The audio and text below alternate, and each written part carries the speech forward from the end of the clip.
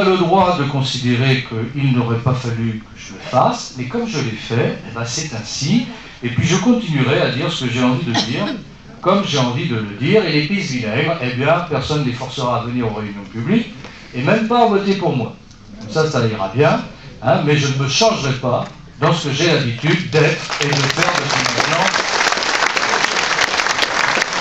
un paquet de temps.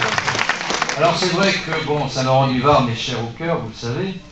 D'abord parce que j'y ai vécu, parce que mon père y a été commerçant ici, avec ma mère, hélas décédée depuis les dernières élections législatives. Quand je viens à Saint-Laurent-du-Var, je ne viens pas forcément à Saint-Laurent-du-Var pour des manifestations, des réunions ou des obligations, comme on dit. J'y vais aussi un peu tranquille.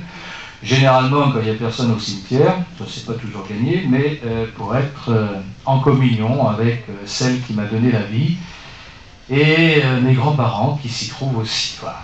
Donc Saint-Laurent-du-Var, pour moi, ça garde cette petite touche particulière dans cette circonscription où j'ai exercé aussi, il y a près de 30 ans, les premières fonctions électives, notamment comme adjoint délégué au sport. Les plus anciens le savent, les plus récents le savent moins, et c'est pour cela que ça a guidé aussi mon choix pour le choix d'une nouvelle suppléante. J'avais jusqu'à présent une suppléante dans le cadre d'une circonscription qui allait jusqu'à Coursegoule.